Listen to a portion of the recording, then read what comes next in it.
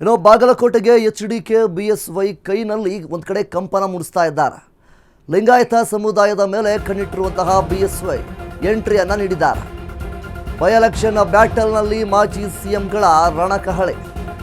ಲಿಂಗಾಯತ ಸಮುದಾಯದ ಮೇಲೆ ಕಣ್ಣಿಟ್ಟಿರುವಂತಹ BSY by election ಬ್ಯಾಟಲ್ನಲ್ಲಿ ಮಾಜಿ ಸಿಎಂಗಳ ರಣಕಹಳೆ.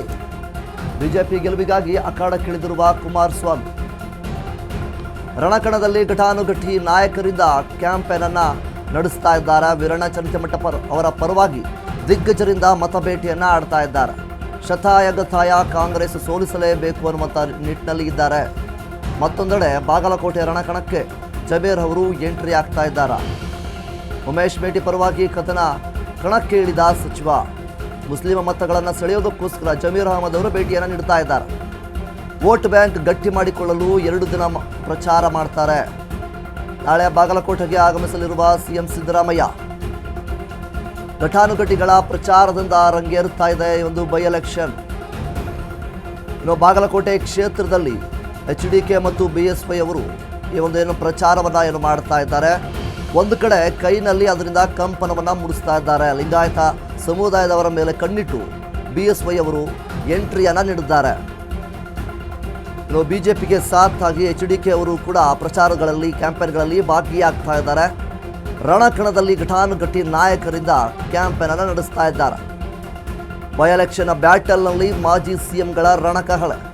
ಎಚ್ಡಿಕೆ ಆಗಿರ್ಬೋದು, ಬಿಎಸ್ವೈ ಆಗಿರ್ಬೋದು, ಬಾಗಲಕೋಟೆ ಕ್ಷೇತ್ರದಲ್ಲಿ ವೀರಣ್ಣ ಚನ್ನತಿಮಠ ಅವರ ಪರವಾಗಿ ಪ್ರಚಾರಕ್ಕೆ ಮತ್ತು ಕ್ಯಾಂಪೇನ್ ಮಾಡೋದಕ್ಕೆ ಮುಂದಾಗ್ತಾ ಇದ್ದಾರೆ. ಇನ್ನೊಂದು ಕಡೆ ಜಮೀರ್ ಅಹಮದ್ ಅವರು, ಸಿಎಂ ಸಿದ್ದರಾಮಯ್ಯನವರು ಉಮೇಶ್ ಮೇಟಿ ಅವರ ಪರವಾಗಿ ಮತವನ್ನೇ ಯಾಚಿಸುವುದಕ್ಕೆ, ಅದರ ಪ್ರಚಾರವನ್ನು ಮಾಡೋದಕ್ಕೆ, ಕ್ಯಾಂಪೇನ್ ಮಾಡೋದಕ್ಕೆ ಮುಂದಾಗ್ತಾ ಇದ್ದಾರೆ. ಇದರಲ್ಲಿ ಜಮೀರ್ ಅಹಮದ್ ಖಾನ್ ಅವರು ಮುಸಲ್ಮಾನ್ ಸಮುದಾಯದ ಮತಗಳನ್ನು ಪಡೆಯುವುದಕ್ಕೆ ಸಾಕಷ್ಟು ಸರ್ಕಸ್ ಅನ್ನು ಮಾಡ್ತಾ ಇದ್ದಾರೆ.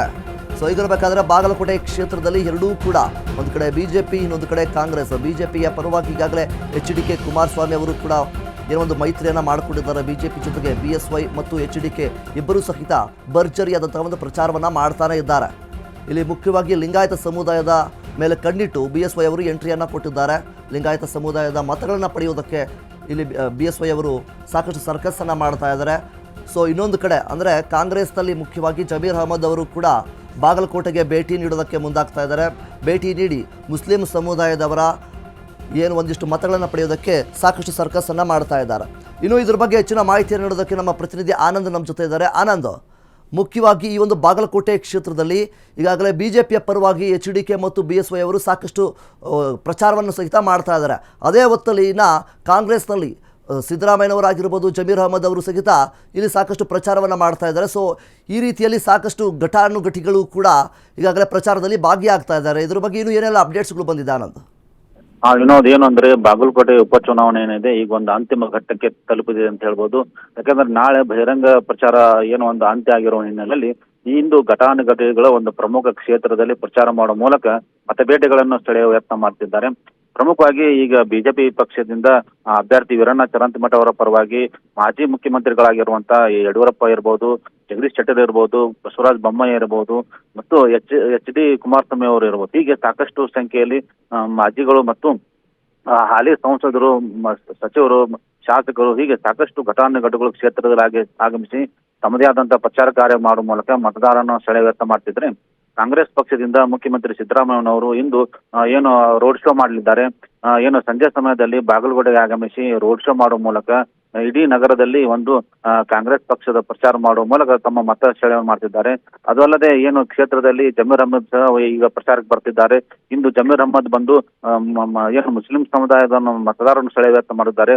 ಮುಸ್ಲಿಂ ಸಮುದಾಯದಲ್ಲಿ ಇರುವಂತಹ ಚಿಕ್ಕ ಪುಟ್ಟ ಭಿನ್ನಾಭಿಪ್ರಾಯಗಳನ್ನು ದೂರ ಮಾಡಿ ಅವರನ್ನು ಒಗ್ಗೂಡಿಸಿ ಈ ಬಾರಿ ಕಾಂಗ್ರೆಸ್ ಪಕ್ಷದ ಪರವಾಗಿ ನಿಲ್ಲಲಿ ಅಂತ ಹೇಳಿ ಜಮೀರ್ ಅಹಮದ್ ಸಹ ಈಗ ಪ್ರಚಾರದ ಕ್ಷೇತ್ರದಲ್ಲಿ ಒಂದು ಅಖಾಡಕ್ಕೆ ಇಳಿದಿದ್ದಾರೆ. ಹೀಗಾಗಿ ಒಟ್ಟಾರೆ ಈಗ ಈ ಕ್ಷೇತ್ರ ಏನಿದೆ ಒಂದು ರಂಗೇರುತ್ತಿದೆ. ಎರಡೂ ಪಕ್ಷದಿಂದ ಒಂದು ಪ್ರಚಾರ ಕಾರ್ಯತಂತ್ರ ಮಾಡುತ್ತಿದ್ದಾರೆ.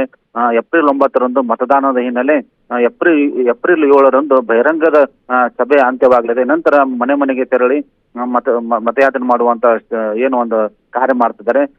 ಒಟ್ಟಾರೆ ಈ ಕ್ಷೇತ್ರದ ಬಗ್ಗೆ ಏಪ್ರಿಲ್ 9 ನಂತರ ಏನಾಗಬಹುದು ಎಂಬುದನ್ನು ಒಂದು ಕಾಯ್ದೆ ನೋಡಬೇಕಾಗಿದೆ. Vinod, okay, thank you Anand, thank you. ಇನ್ನು ಎರಡೂ ಕ್ಷೇತ್ರಗಳಲ್ಲಿ ಮುಖ್ಯವಾಗಿ ಈಗ ಸದ್ಯದ ಮಟ್ಟಿಗೆ ಬಾಗಲಕೋಟೆ ಕ್ಷೇತ್ರದಲ್ಲಿ ಎರಡೂ ಪಕ್ಷಗಳು ಅವರದೇ ಆದಂತಹ ಒಂದು ಬಲವನ್ನು ತೋರಿಸ್ತಾ ಇದ್ದಾರೆ. ಒಂದು ಕಡೆ ಕಾಂಗ್ರೆಸ್ ಆಗಿರ್ಬೋದು, ಇನ್ನೊಂದು ಕಡೆ ಬಿಜೆಪಿನಲ್ಲಿ ಬಿ ಎಸ್ ವೈ ಅವರಾಗಿರ್ಬೋದು, ಮತ್ತು ಇನ್ನೊಂದು ಕಡೆ ಏನು ಕಾಂಗ್ರೆಸ್ನಲ್ಲಿ CM ಸಿದ್ದರಾಮಯ್ಯನವರಾಗಿರ್ಬೋದು, ಇಬ್ಬರೂ ಕೂಡ ಒಂದು ಉತ್ತಮವಾದಂತಹ ಒಂದು ಪ್ರಚಾರವನ್ನು ಮಾಡ್ತಾನೇ ಇದ್ದಾರೆ. ಸೊ ಹೀಗಿರಬೇಕಾದ್ರೆ ಯಾರಿಗೆ ಗೆಲುವು ಸಿಗುತ್ತೆ ಅನ್ನುವಂಥದ್ದು ಕೂಡ ಒಂದು ಕಡೆ ಪ್ರಶ್ನೆ ಆಗುತ್ತೆ. ಈಗ ಜಮೀರ್ ಅಹಮದ್ ಖಾನ್ ಅವರು ಅವರದ್ದೇ ಆದಂಥ ಒಂದು ತಂತ್ರಗಾರಿಕೆ ಒಂದನ್ನು ಹುಡ್ತಾ ಇದ್ದಾರೆ. ಉಮೇಶ್ ಮೇಟಿ ಅವರನ್ನು ಗೆಲ್ಲಿಸೋದಕ್ಕೋಸ್ಕರ, ಮುಸ್ಲಿಮರ ಮತಗಳನ್ನು ಪಡೆಯೋದಕ್ಕೋಸ್ಕರ ಸಾಕಷ್ಟು ಪ್ರಚಾರದಲ್ಲಿ ಭಾಗಿಯಾಗ್ತಾ ಇದ್ದಾರೆ ಮತ್ತು ಕ್ಯಾಂಪೇನ್ಗಳಲ್ಲೂ ಸಹಿತ ಭಾಗಿಯಾಗ್ತಾ ಇದ್ದಾರೆ. ಇನ್ನು CM ಸಿದ್ದರಾಮಯ್ಯನವರು ಎಷ್ಟೇ ಒಂದು ಒತ್ತಡ ಇದ್ದರೂ ಸಹಿತ ಒಂದು ಕಡೆ ದಾವಣಗೆರೆ ಕ್ಷೇತ್ರವನ್ನು ಸಹಿತ ನಿಭಾಯಿಸ್ತಾ ಇದ್ದಾರೆ, ಇನ್ನೊಂದು ಬಾಗಲಕೋಟೆ ಕ್ಷೇತ್ರವನ್ನು ಸಹಿತ ನಿಭಾಯಿಸ್ತಾ ಇದ್ದಾರೆ.